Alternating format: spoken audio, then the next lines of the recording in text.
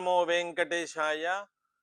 నారాయణం నమస్కృత్య నరం చైవ నరోత్తమం దేవీం సరస్వతీం వ్యాసం తతో జయముదీరయేత్. మహాభారతాంతర్గతంగా ఉద్యోగ పర్వ, అందులోనూ సేనోద్యోగ పర్వ అనే అంశాన్ని మనం చెప్పుకుంటూ ఉన్నాం. నిన్నటి శ్లోకాన్ని ఒకసారి స్పృశించి శ్లోకాంతరాన్ని ఆరంభం చేద్దాం. ఏవం సంపూజ్య భగవాన్ అథర్వాంగిరసం తదా వ్యసర్జయన్ మహారాజ దేవరాజ శతక్రతుః. అథర్వాంగిరసో నామ వేదేస్మిన్ వై భవిష్యతి ఉదాహరణమేతద్ధి యజ్ఞభాగంచ లప్స్యసే. ఈ వేదానికి అథర్వాంగిరసః అనే పేరుతోటి 4వ వేదం ప్రసిద్ధమవుతుంది. ఇది నీ పేరుతోటే, అథర్వుడు అంగిరసుడు మనం చెప్పుకున్నాం కాబట్టి, ఈ కథ ఈ 2 అంశాలను చెప్పుకున్నాం కాబట్టి ఆ పేరుతోటి ఈ 4వ వేదం ప్రసిద్ధమవుతుంది. ఉదాహరణ మేతద్ధి, ఉదాహరణ నామ వేదవాక్యం, అంటే ఏ విధంగా వీళ్ళ పేరుతోటి ఈ వేదం ప్రసిద్ధమవుతుంది అని చెప్పేటటువంటి స్థుతి ఏదైతే ఉన్నదో ఆ వాక్యము. అలాగే యజ్ఞభాగంచ లప్స్యసే, ఈ పేరుతోటి ప్రసిద్ధమవడము, వాళ్ళు యజ్ఞభాగాన్ని పొందడము, ఈ రెండూ కూడా సిద్ధిస్తాయి అని ఎవరిచ్చారు వరము? ఇంద్రుడు వరం ఇచ్చాడు. అనంతరము ఏవం సంపూజ్య భగవాన్ అథర్వాంగిరసం తదా, ఈ విధంగా ఇంద్రుడు ఇచ్చినటువంటి వరం చేత పూజితుడయి ఆయన సంతోషాన్ని పొంది వ్యసర్జయన్ మహారాజ దేవరాజ శతక్రతుః. అనంతరం ఈ విధంగా సంపూజ్య, అనంతరం ఆయన సంపూజన చేసిన తర్వాత, అథర్వాంగిరుషుడిని మహర్షిని పూజ చేసిన తర్వాత వ్యసర్జయన్, ఆయన వీడ్కోలిచ్చి పంపించాడు ఇంద్రుడు. ఏవం సంపూజ్య భగవాన్ అథర్వాంగిరసం తదా వ్యసర్జయన్ మహారాజ దేవరాజ శతక్రతుః. సంపూజ్య సర్వాంస్త్రిదశాన్ ఋషీంశ్చాపి తపోధనాన్ ఇంద్రః ప్రముదితో రాజన్ ధర్మేణాపాలయత్ ప్రజాః. సంపూజ్య సర్వాంస్త్రిదశాన్ ఋషీంశ్చాపి తపోధనాన్ ఇంద్రః ప్రముదితో రాజన్ ధర్మేణాపాలయత్ ప్రజాః. సంపూజ్య త్రిదశాన్, త్రిదశలు అంటే దేవతలు, వీరందరూ కూడా ఇంద్రుడిని పూజించారట. అలాగే ఋషులు, తపోధనులైనటువంటి ఋషులు అందరి చేత పూజింపబడిన తర్వాత ఇంద్రః ప్రముదితః, వీళ్ళందరి యొక్క స్థుతి చేత చాలా సంతోషాన్ని పొందినవాడై ధర్మ మార్గం చేత అపాలయత్ ప్రజా, ప్రజలందరినీ కూడా పాలించేట. సంపూజ్య సర్వాంస్త్రిదశాన్ ఋషీంశ్చాపి తపోధనాన్ ఇంద్రః ప్రముదితో రాజన్ ధర్మేణాపాలయత్ ప్రజా. ఈ విషయం యుధిష్ఠిరుడితో చెబుతూ ఉన్నాడు ఆయన. ఈ విధంగా సంపూజితుడయ్యి, త్రిదశలు అంటే ఎవరు? దేవతలు, ఈ విధంగా ఋషులంతా కూడా పూజించారు. పూజించిన తర్వాత ఇంద్రుడు చాలా సంతోషించిన వాడై ధర్మం చేత ప్రజలందరినీ కూడా పాలించాడు. కాబట్టి నువ్వు కూడా ఈ విధంగా పాలిస్తావు అని చెప్పడం మాట. ఏవం దుఃఖమనుప్రాప్తం ఇంద్రేణ సహ భార్యయా అజ్ఞాతవాసశ్చ కృతః శత్రూణాం వధకాంక్షయా. ఏవం దుఃఖమనుప్రాప్తం ఇంద్రేణ సహ భార్యయా అజ్ఞాతవాసశ్చ కృతః శత్రూణాం వధకాంక్షయా. ఇంతటి దుఃఖాన్ని పొందాడు ఇంద్రుడు కూడా. ఎవరితోటి? కేవలం ఆయన మాత్రమే దుఃఖాన్ని పొందలేదు కదా, భార్యయా సహ, భార్యతో కలిసి ఇంతటి దుఃఖాన్ని పొందాడు ఆయన. ఏవం దుఃఖమనుప్రాప్తం ఇంద్రేణ సహ భార్యయా అజ్ఞాతవాసశ్చ కృతః. ఎక్కడ అజ్ఞాతవాసం? ఎక్కడో కమలం యొక్క తొడిమిలో ఒక తంతు రూపంలో ఉండి ఆయన ఎవరికీ కనిపించకుండా అజ్ఞాతవాసం చేశాడు. అంటే ఆయన్ని వెతకడం ఎంత కష్టం. బిసతంతు మధ్యంలో ఉన్నట్ట. అంటే కమలము యొక్క తొడిమి, ఆ తొడిమి లోపల ఉండేటువంటి పీచు భాగం, అదే తంతు రూపం. ఆ తంతు భాగంలో ప్రవేశించాడు అణురూపంలో ఇంద్రుడు. అటువంటి స్థితిని పొందాడు ఆయన, ఇంద్రుడు కూడా. అంటే అటువంటి అజ్ఞాతవాసం చేశాడు ఎవరికీ తెలియకుండా. అజ్ఞాతవాసశ్చ కృతః శత్రూణాం వధకాంక్షయ. ఎందుకు ఇంతటి అణురూపంలో ఆయన అక్కడ ప్రవేశించాడు అంటే శత్రువులని వధించాలి, శత్రు సంహారం చేయాలి అనేటువంటి కాంక్ష ద్వారా. శత్రూణాం వధకాంక్షయా నాత్ర మన్యుస్త్వయా కార్యః యత్క్లిష్టోసి మహావనే ద్రౌపద్యా సహ రాజేంద్ర భ్రాతుభిశ్చ మహాత్మభిః నాత్ర మన్యుస్త్వయా కార్యః యత్క్లిష్టోసి మహావనే ద్రౌపద్యా సహ రాజేంద్ర మహాత్మభిః. కాబట్టి అంతటి ఇంద్రుడే, దేవరాజైనటువంటి ఇంద్రుడే ఇంతటి దుఃఖాన్ని పొందాడు భార్యతో కలిసి. నువ్వు ఈ విధంగా ఎటువంటి కోపాన్ని పొందదగినది కాదు. ఈ విషయం మనం పూర్వం చెప్పుకున్నాం. నాత్రమన్యుస్త్వయాకార్య, ఇది విధేశ్చ ప్రబల అని చెప్పారు కదా అక్కడ. అంటే విధి చాలా ప్రబలమైంది, ఈ విషయంలో నువ్వు ఏమాత్రము కోపాన్ని పొందదగినది కాదు. నువ్వు క్రోధాన్ని పొందడం ద్వారా నువ్వు పొందదగిన ప్రయోజనం ఏమీ ఉండదు. కాబట్టి ఇక్కడ అదే విషయంతో ముగింపిస్తున్నాడు ఆయన. నాత్ర స్వయా మన్యుః కార్య, నువ్వు కూడా ఇక్కడ కోపాన్ని ఏమీ ప్రదర్శించదగినది కాదు. యత్ క్లిష్టోసి మహావనే, ఎంతటి క్లేశాన్నో పొందావు నువ్వు మహావనంలో ఉండి. కేవలం నువ్వు మాత్రమే పొందావా? ద్రౌపద్యా సహా, అలాగే మీ అన్నదమ్ములతో కలిసి ఎంతో దుఃఖాన్ని పొందావు మహావనంలో. నాత్ర మన్యుస్త్వయా కార్యః యత్ క్లిష్టోసి మహావనే ద్రౌపద్యా సహ రాజేంద్ర భ్రాతృభిశ్చ మహాత్మభిః. ఏవం త్వమపి రాజేంద్ర రాజ్యం ప్రాప్స్యసి భారత వృత్రం హత్వా యథా ప్రాప్తః శక్రః కౌరవనందన. ఏవం త్వమపి రాజేంద్ర రాజ్యం ప్రాప్స్యసి భారత వృత్రం హత్వా యథా ప్రాప్తః శక్రః కౌరవనందన. ఎలాగైతే వృత్రహననం చేసిన తర్వాత ఏ విధంగా అమరేంద్రుడైనటువంటి వాడు దేవరాజ్యాన్ని పొందాడు, ఈ ప్రకారంగా నువ్వు కూడా రాజేంద్ర, రాజశ్రేష్ఠుడా, రాజ్యాన్ని పొందుతావు. హే రాజేంద్ర, ఏవం త్వమసి రాజేంద్ర రాజ్యం ప్రాప్స్యసి భారత వృత్రం హత్వా యథా ప్రాప్త శక్రః కౌరవనందన. వృత్రహననం చేసినా కూడా అనంతరం ఎలాగైతే అతను ఎంతో కష్టాన్ని పొంది అజ్ఞాతవాసం చేసి ఎలాగైతే దేవలోకాన్ని పొందాడో అట్లాగే నువ్వు కూడా రాజ్యాన్ని పొందుతావు అని చెప్తున్నాడు ఆయన. శల్యుడే చెప్తున్నాడు ఈ కథంతా.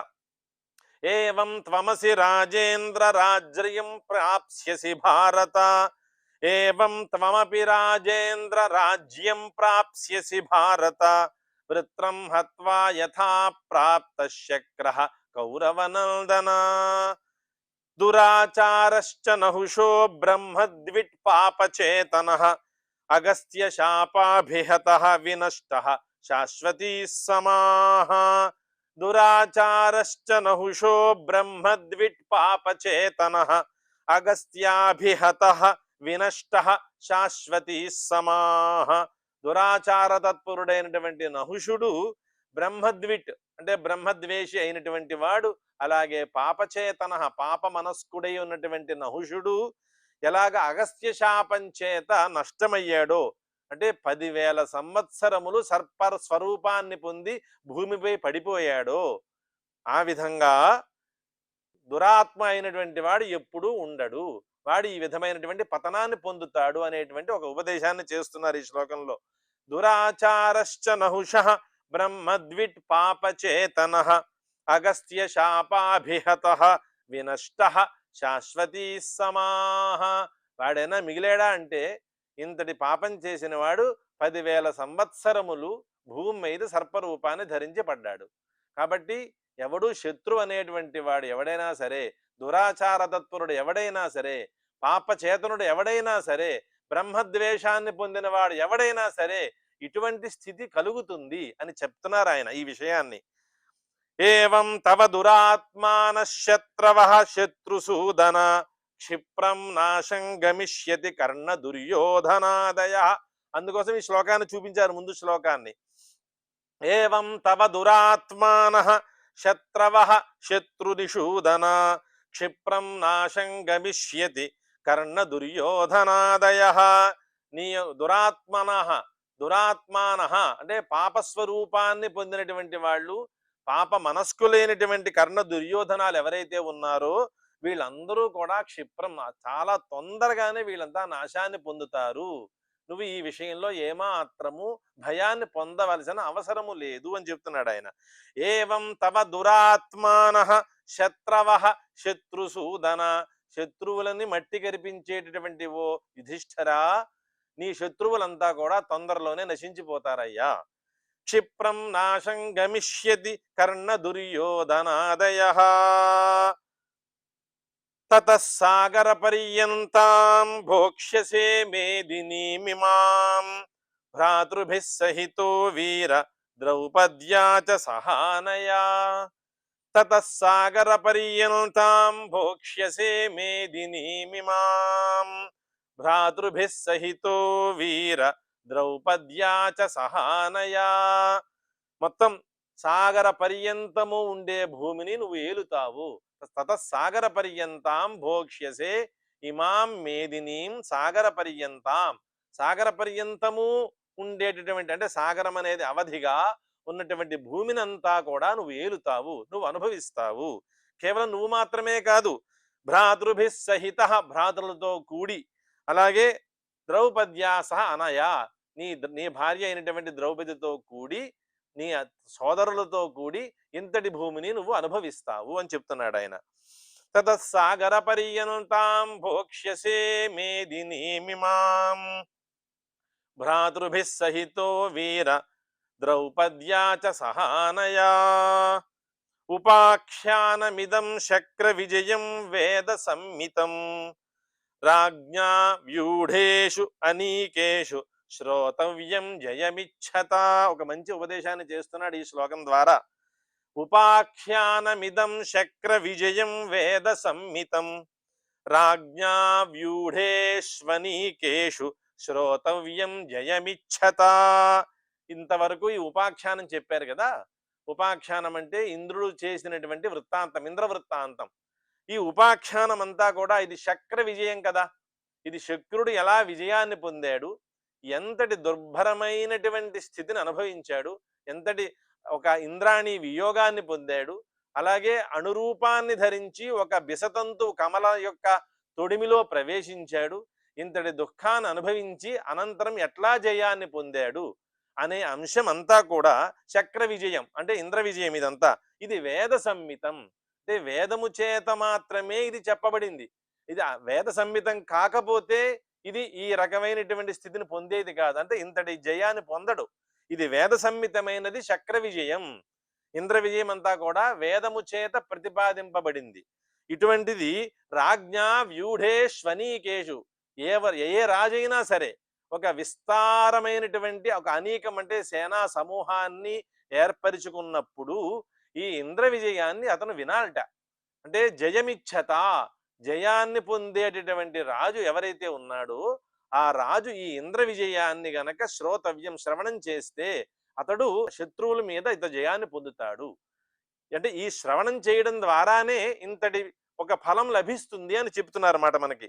ఉపాఖ్యానమిదం శక్ర విజయం వేద సంహితం రాజ్ఞా వ్యూఢేష్వనీకేషు. అంటే ఎంతటి సేన, విస్తారించినటువంటి ఒక సేన పొందినప్పుడు, ఆ సేనని మనం దగ్గర పెట్టుకుని ఉన్నప్పుడు ఏ విధంగా మనం శత్రువుని జయిస్తాము, శత్రువుని ఎలా జయించాలి అన్నప్పుడు జయాన్ని కోరుకునేటువంటి రాజు ఈ చక్ర విజయాన్ని వినాలి, శ్రోతవ్యం అని చెప్తున్నాడు ఆయన. రాజ్ఞా వ్యూఢేష్వనీకేషు శ్రోతవ్యం జయమిచ్చత తస్మాత్ సంశ్రావయామి త్వాం విజయం జయతాం వర సంస్తూయమానా వర్ధంతే మహాత్మానో యుధిష్ఠిరా. తస్మాత్, ఆ కారణం చేత నేను నీకు వినిపిస్తున్నాను అని చెప్తున్నాడు శల్యుడు యుధిష్ఠిరుడితోటి. తస్మాత్ సంశ్రావయామి త్వాం విజయం జయతాం వర. అంటే జయాన్ని కోరుకునేటటువంటి వారిలో శ్రేష్ఠుడైనటువంటి హో యుధిష్ఠిరా, నీ విజయం కోసము నేను ఇది నీకు వినిపిస్తున్నాను.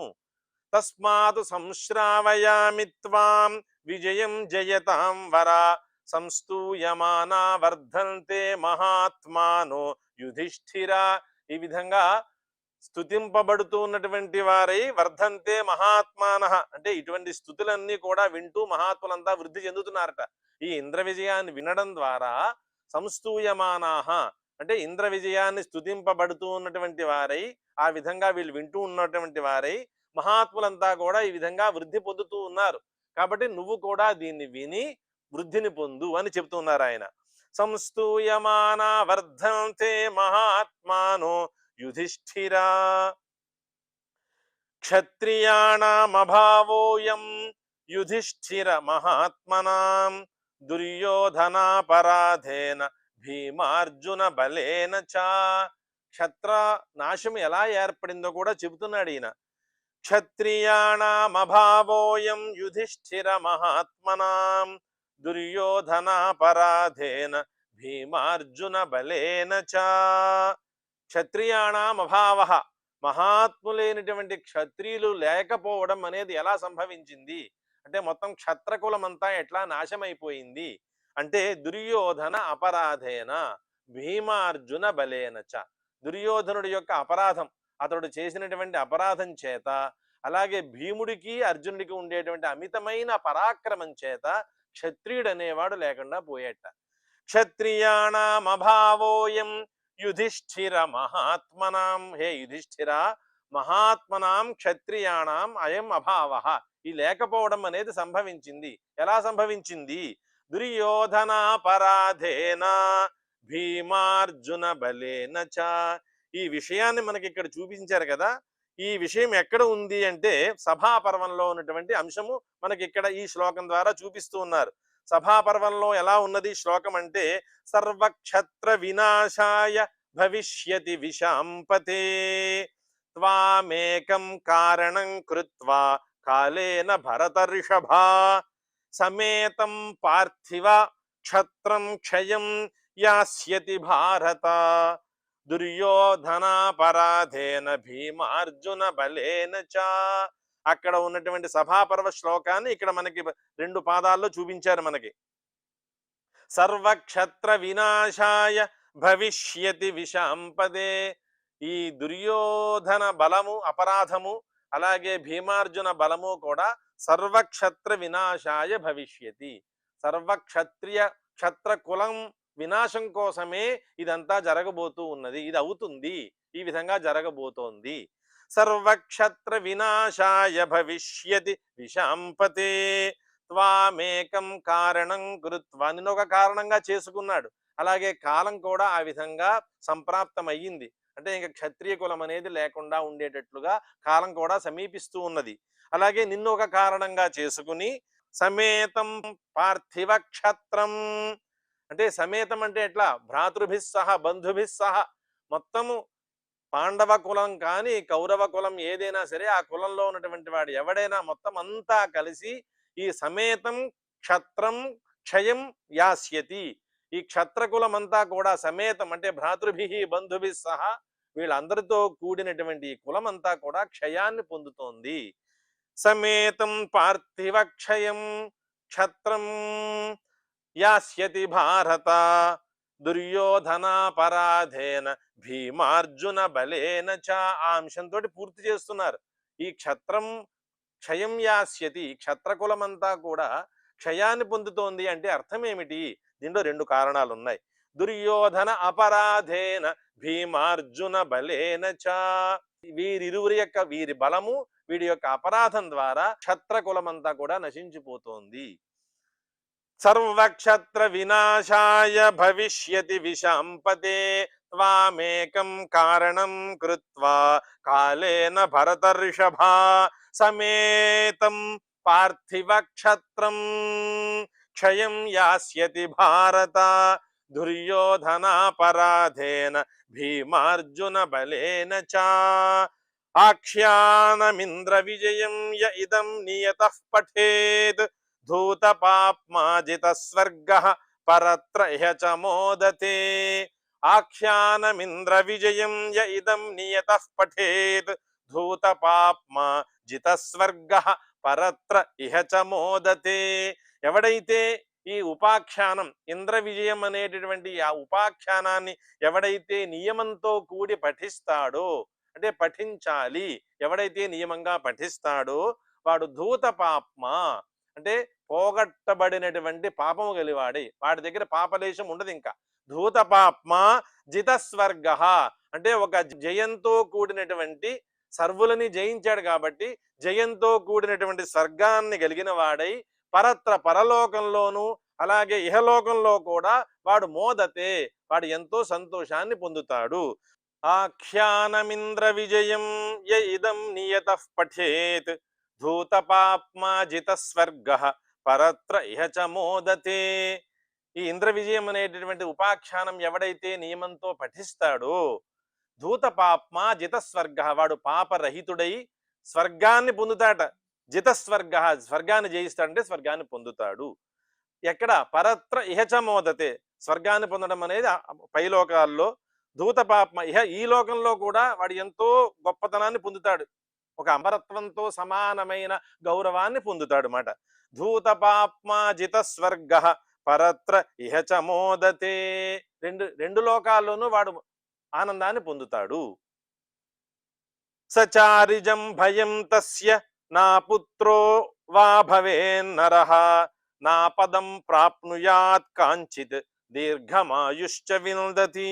నచారిజం భయం తస్య నా పుత్రో వా భవేన్నరః నా పదం ప్రాప్నుయాత్ కాంచిత్ దీర్ఘమాయుశ్చ విందతి. వాడికి ఈ ఉపాఖ్యానాన్ని విన్నవాడికి ఎటువంటి ఫలం ఉంటుంది అనే విషయాన్ని చూపిస్తూ ఉన్నారు ఇక్కడ. నచారిజం భయం తస్య, ఎవడైతే ఉపాఖ్యానాన్ని నియమంగా వింటాడో వాడికి శత్రువుల వల్ల కలిగే భయం ఉండదట. ఇంకా నచారిజం భయం తస్య నా పుత్రో వా భవేన్నరః, వాడికి పుత్రుడు లేడు అనేటటువంటి బాధ కూడా మిగలదట. అంటే సంతానం నియమంగా కలుగుతుంది అని చెప్తున్నారన్నమాట. ఇది ఒక విశేష ఫలాలు ఇవన్నీ కూడా. నా పుత్రో వా భవేన్నరః, పుత్రరహితుడు అంటే నాకు పుత్రుడు లేడు అనేటటువంటి భయం లేకుండా ఉంటాడట వాడు. అంటే నియమేనా ఖచ్చితంగా వాడికి సంతానం కలిగి తీరుతుంది అని చెప్పడం.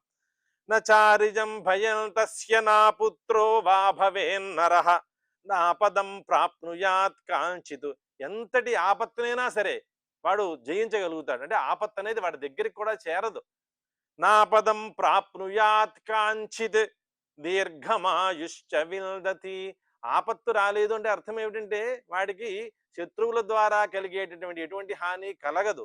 తద్వారా ఏమిటి వాడికి ప్రయోజనం? దీర్ఘమైన ఆయువును పొందుతాడు. అంటే అకాల మరణం రాదు అని అర్థం దీనికి.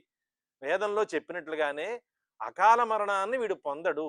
ఎంతకాలము వీడికి ఆయు పరిమాణం ఉందో అంతకాలము వాడు ఆయువుని పొంది దీర్ఘమైన ఆయువును పొందుతాడు. కానీ ఏ శత్రువుల వల్ల వాడికి ఆపత్కాలంలో వాడికి వచ్చేటువంటి అకాల మరణం అనేది రాదు. అది ఎంతటి ప్రయోజనం ఉందట ఈ ఆఖ్యానానికి.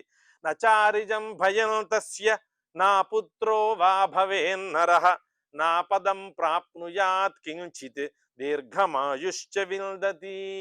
వైశంపాయన ఉవాచ ఏవమాశ్వాసితో రాజా శల్యేన భరతర్షభ పూజయామాస విధివత్ శల్యం ధర్మభృతాం వరః. ఏవమాశ్వాసితో రాజా శల్యేన భరతర్షభ పూజయామాస విధివత్ శల్యం ధర్మభృతాం వరః. ఈ శ్లోకంతో ఈరోజు సమాప్తి చేసుకుని అనంతర శ్లోకంతో రేపు మళ్ళీ మనం ప్రారంభం చేసుకుందాం. శ్రియః కాంతాయ కళ్యాణ నిధయే నిధయేర్థినాం శ్రీ వెంకట నివాసాయ శ్రీనివాసాయ మంగళం.